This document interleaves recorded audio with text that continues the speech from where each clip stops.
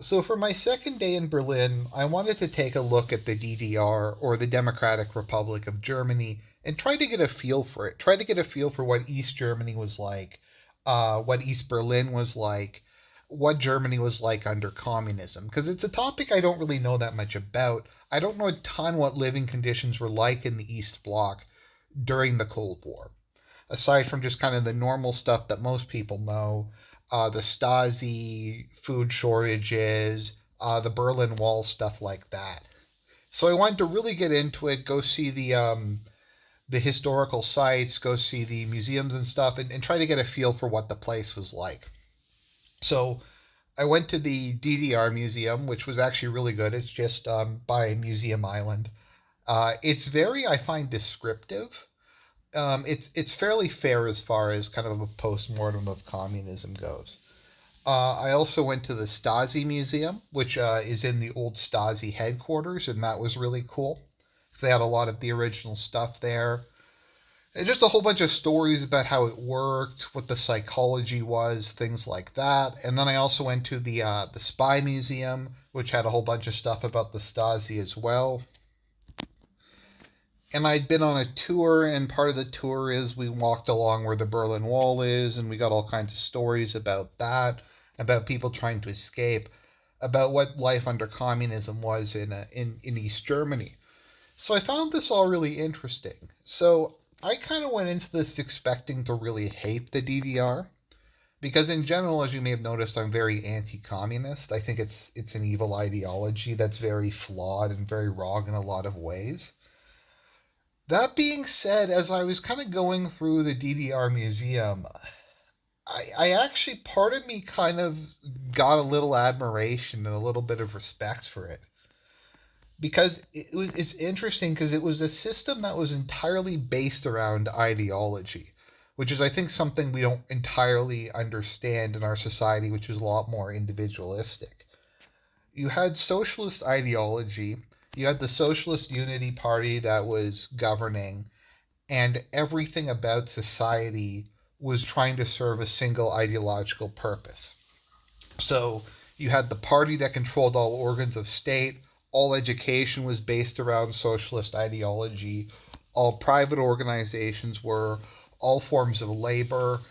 Ideology was incorporated to every single aspect of society.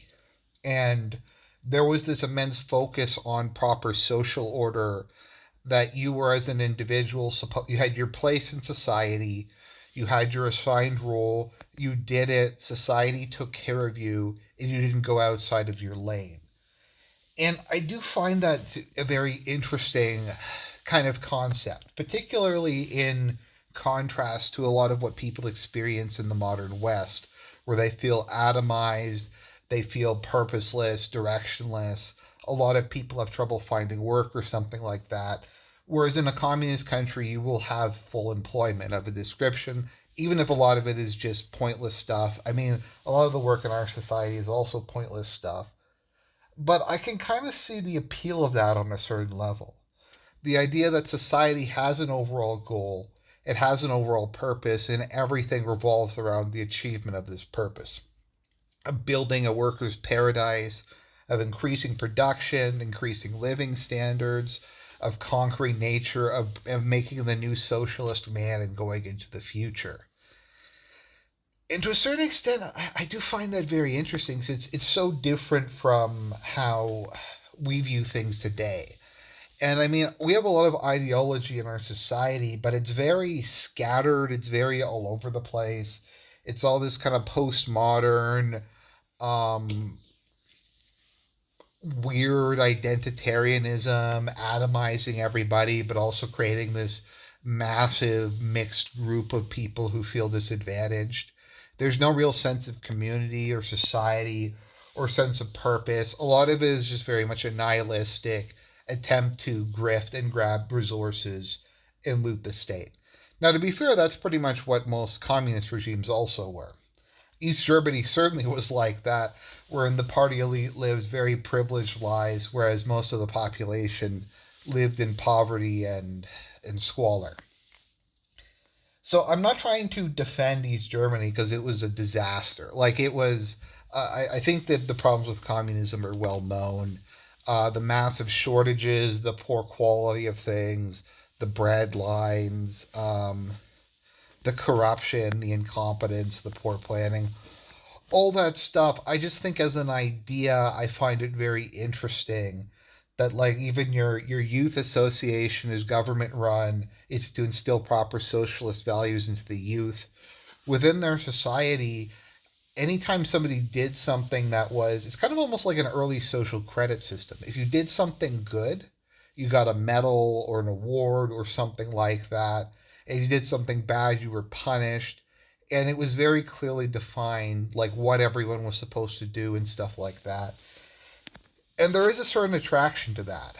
There is a certain attraction to the idea that you go to school, you get basically assigned a job. It's the social expectation that you get married, you have your kids, and then you just work your job. And it might be a boring job, it might be a shitty job, but the state gives you enough to eat. You have a house, you raise kids, and then that's it. And I mean, I'm skipping a lot of steps because obviously the life you'll live in a socialist country tends to be pretty awful. But I was talking in terms of the raw idea. I do find very interesting, and I was kind of nodding along to some of it more than I thought I was going to. I just kind of an interesting experience of sorts.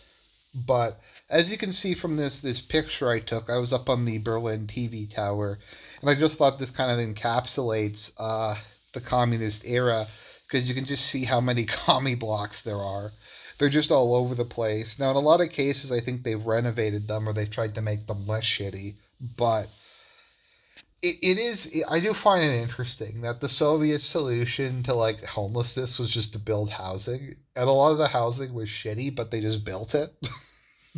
And that's something that like America can't do and Canada can't do and all these wealthy countries can't do. I mean, the Soviets, the housing was shit, but it is kind of funny that they just had like, okay, we'll just build housing. We're not gonna come up with some like credit default swap home ownership society publicly directed enterprise. We're just gonna build the fucking houses. So I found that interesting. The other thing, though, and as I was kind of walking home tonight, I was thinking about it. And I've been thinking about this for a while. I find it interesting how many times in the 20th century you had these totalitarian ideologies. These ideologies that attempted to control and influence every aspect of society, ranging from the education system to the media to private organizations. They had secret police that crushed all dissent, stuff like that. And yet, at the end, when these regimes collapsed, it really feels like there wasn't lasting impact in a lot of cases. I mean, there are cultural differences between Eastern and Western Germany, sure, but it's not like the Communist Party won the election that happened immediately afterwards. Most people were overwhelmingly happy to get rid of them. Their successor, the left, doesn't get that many votes. I think it gets a decent number of votes in East Germany, although it's been replaced with the new Socialist Party, that's more of a left wing nationalist party. But I digress. But just in a lot of countries, like Russia's just gone back to being Russia. Like there's some nostalgia for the Soviet Union, but I feel like the lasting impact of communism as an ideology is rapidly fading. Um, if it even still exists in some form or another, and now it's just kind of conservative Russian cultural nationalism or something like that. It's gone back to kind of a mixture, I guess, of some aspects of Soviet Union, but more, I guess, kind of how Russia would have developed if the Romanovs had have stayed in power and maybe become a constitutional monarchy or something like that. But there's that Germany like doesn't seem to really have had any lasting influence of the Nazis' time in power. Now they were only in power for like 12 years, but National Socialism I don't think even reared its head after the war. Like it just was a completely spent political force that was just never mentioned again. And I get that there's denazification, I get that there's all kinds of stuff like that. But it just seems, despite it being this total commitment to this ideology, to this political program, it just kind of ended. And then it was just never referenced again, except as that bad thing that happened. And then there was a party that you were never actually a member of. I kind of feel the same thing about fascism in Italy. Mussolini was in power significantly longer. Um, I kind of find Franco's a bit like that too. I know some people disagree with that strongly, but I just feel like a lot of these times where they try to do these systems, and despite all this effort, it just doesn't really seem to have any staying power. Immediately when it ends, it just becomes a liberal democracy, or it just kind of becomes whatever. My theory, and this is kind of what I've been thinking about for a while, is I don't think. Part of me wonders if nothing in politics matters except for force and the willingness to use it. That ultimately people will just do whatever they're told or whatever they're coerced into doing. And so long as you're willing to use force or violence or intimidation or financial penalties, you can get people to do whatever you want, and eventually they will start to like it and they will eventually go along with it. And really the only thing that can end that is disunity within the party or being overthrown by a foreign organization. I wonder if the reason why regimes lose and get overthrown is just they don't have the stomach to use mass violence against their population. That when the people rise up, the military doesn't stand their ground. The leadership loses their nerve and they don't want to kill the number of people it would take to stay in power. Who knows if in the Soviet Union, if Gorbachev had a changed his mind and tried to use the army to keep it together and tried to stop the various republics from leaving and just kind of threw his back into it. I don't really know, but I just do kind of wonder about that because, like I said, it seems like even a very committed society can just change on a dime and it just move on to the next current thing, and that a lot of aspects of it will just kind of fade immediately into the past. So I don't know. I'm not saying that's the case. I'm not saying that's not the case. It's just something I've been thinking about that I found kind of interesting. And just looking at East Germany and the legacy of it and how it just seems to be universally bad now.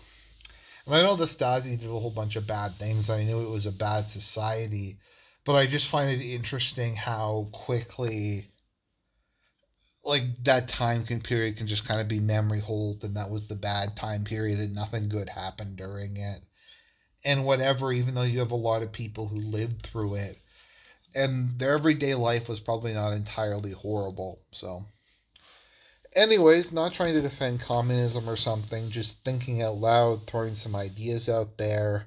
God bless everybody and have a good evening.